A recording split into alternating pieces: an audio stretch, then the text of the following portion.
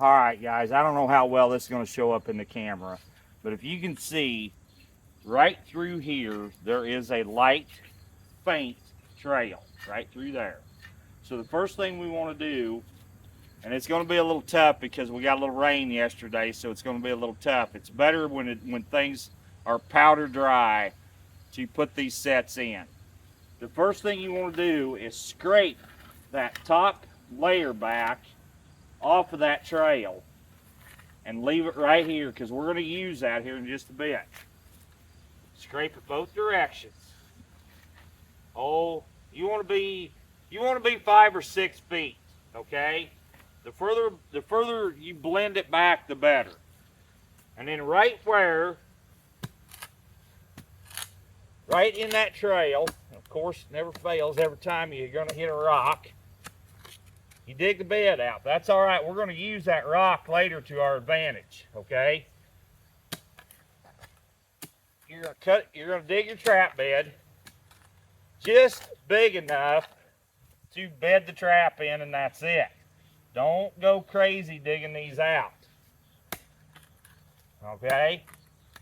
And you're not really trying to create a step down or anything else. When you're done, you want this to look exactly the way you found it. You don't want any disturbance here if you can help it. Now we'll take our no canine or no BS extreme here.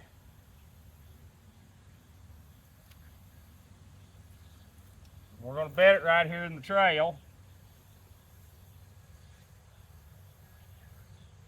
Just like that. All right. Now we'll pack a trap in and cover it like we normally would. Now normally I would use normally there would be a pan cover over this. You know what? Let me reset that camera. That way y'all can see. Let me put this over this so we don't catch timber by chance. Don't think we would, but let's reset the camera. All right, I believe that's a little better. So we want to bed this trap back in and blend it in. Now, like I said, normally I would have the pan cover over it, but for demonstration purposes, I'm not going to do that.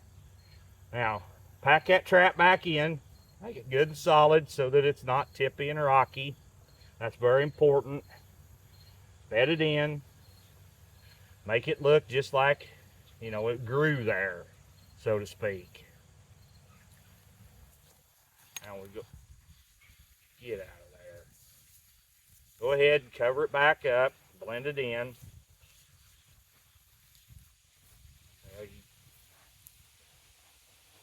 Like I said, guys, it's going to be kind of tough with the rain that we got to get it back in the way we want it, but we'll do our best here, and you can kind of use your imaginations too just a little bit. Cover that back in.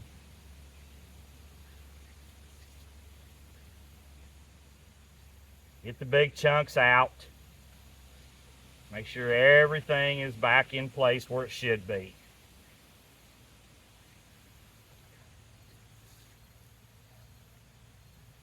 Want a high spot, don't really want a low spot, just a nice flat level spot that looks like it kind of grew there. All right, throw all your, what I do is take my loose dirt that I have left in my chunks to help guide that coyote just a little more, okay? Then you take the stuff that you scraped up and you blend everything back like it was, okay? Blend that thing out. Feather it out, blend it back in, make it look like nothing happened, okay?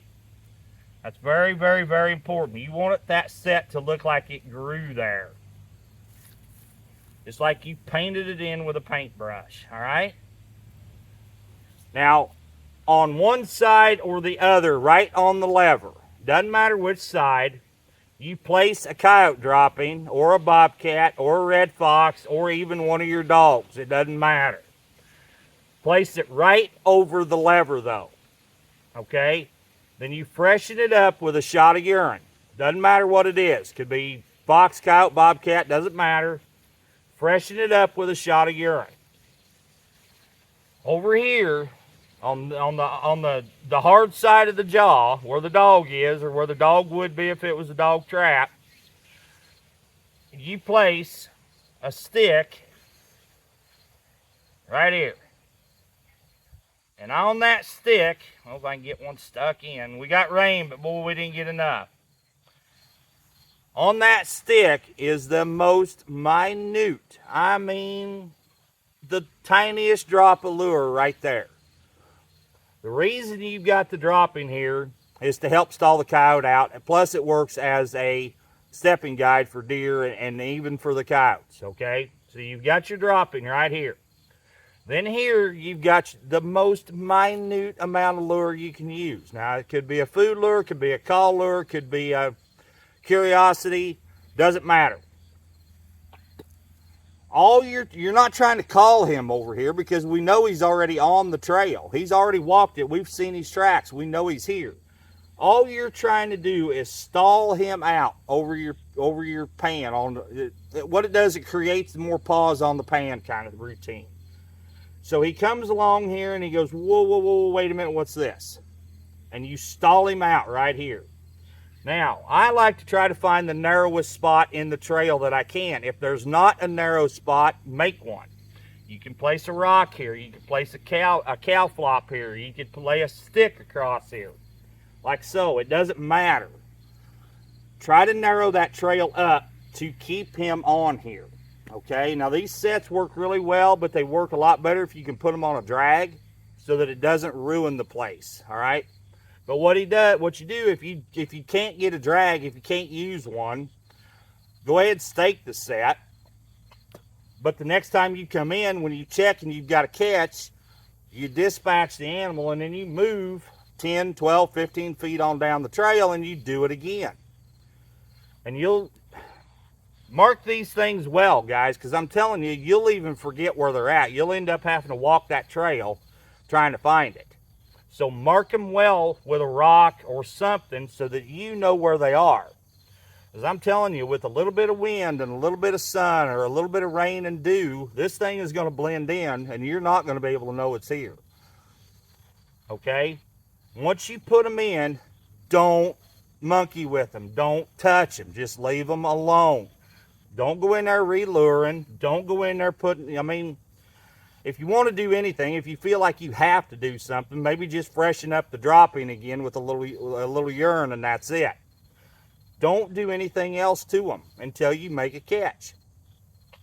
That is the beauty of these sets. They're maintenance free as long as you haven't got a big heavy rain or something where you've got to come in here, the dirt's settling and you have to remake the set. That's a different story.